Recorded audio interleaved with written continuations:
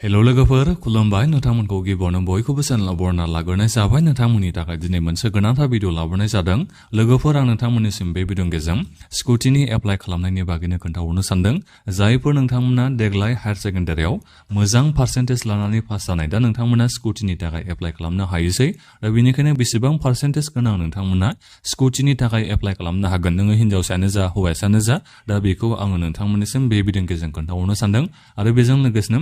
जायफोर नोंथांमोना नैबे निजुत मयना आसनि निजुत बाबा आसनि स्किमनि जे मुलाम्फा नोंथांमोना लागासिनो दङबा एबा नोंथांमोना सिगाङाव फैसा मोननो हादोंबा दा नोंथांमोना नैबे स्कुटिनि थाखाय एप्लाइ खालामनो हागोन ना हाया आं बेखौबो नोंथांमोननिसिम बे भिडिअनि गेजेरजों खोन्थाहरनो सानदों दा बेनिखायनो बयबो नोंथांमोना बे भिडिअखौ जोबजासिम नायनानै लाखाबानो जाबाय जाहाथे नोंथांमोना जोंनि नैबे आसाम सरकारनि स्कुटिनि थाखाय एप्लाइ खालामना लानो हायो दा बेनिफ्राय आंनि नोंथांमोननिसिम मोनसे खावलायनायबो थाग्रोबाय गासिबो नोंथांमोना चेनेलखौ साबस्क्राइब खालामनानै लाग्रोलायनानै जाहाथे नोंथांमोना बेबादिनो आपडेटखौ बे चेनेलनि गेजेरजों मोननो हायो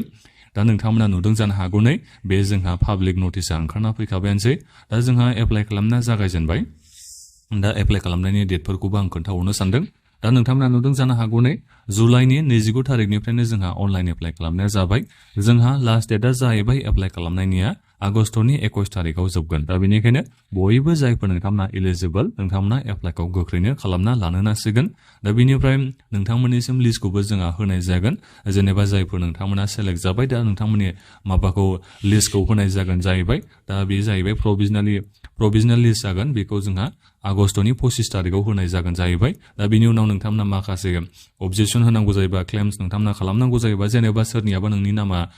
पार्सेन्टेजआ थानायनि उनावबाबो नोंनि नामा लिस्टआव फैयाबा नैबे प्रभिजनेल लिस्टआव फैयाबा नोंथांमोना माने अबजेक्सन होनो हागोन जाहैबाय अबजेक्सननि डेटखौबो नोंथांमोना नायदो आगस्टनि 25 थारिखनिफ्राय लानानै आगस्टनि 30 थारिखनि बिथोराव नोंथांमोना माने अबजेक्सन होनो हागोन जाहैबाय जुदि नोंथांमोननि नामा लिस्टआव फैयाबा दा बिनिफ्राय फाइनाल बेनिफिसियेल लिस्टखौ नैबे सेप्तेम्बरनि 10 थारिखआव नोंथांमोननिसिम होनाय जागोन बिनि उनावनो नोंथांमोननिसिम स्कुटिखौ रानना होनाय जागोन दा बेथ' जाहैबाय डेटफोरा दानिया फैदो इलिजिबिलिटि क्राइटेरिया जेनेबा नोंथांमोना सोर बादिया एप्लाइ खालामनो हागोन जायफोर नोंथांमोना हिनजावसानो जा हौवासानो जा हायार सेकेन्डारियाव 80% देग्लाय बोसोरनि 2026 नि हायार सेकेन्डारियाव 80% खमथारबाबो नोंथांमोना मोनदोंबा दा नोंथांमोना स्कुटिनि थाखाय एप्लाइ खालामनो हागोन हिनजावसानो जा हौवासानो जा नोंथांमोना दायो स्कुटिखौ मोननो हायोसै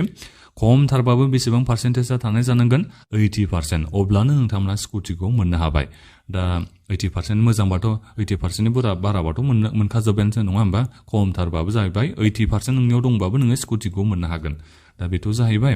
दा बिनिफ्राय इलिजिबिलिटि क्राइटेरियानि बागैथ' आं बेखौ हरखाबायानोसै दा बिनिफ्राय नोंथांमोना नैबेहाय नायनो हागोन नैबे गाहायथाराव जोंहा बे होनाय दङ दै निजुत मयना आसनि स्किमनि जायफोर नोंथांमोना माने माबा लानाय फैसा मोननाय हायार सेकेन्डारि फरायनाय समाव दा नोंथांमोना एप्लाइ खालामनो हानाय नङा नोंथांमोना इलिजिबल नङानो दा बेनिखायनो आं नोंथांमोननिसिम बेखौ सिगांनिफ्रायनो बुंहरबाय थानाय जादों निजुत मयना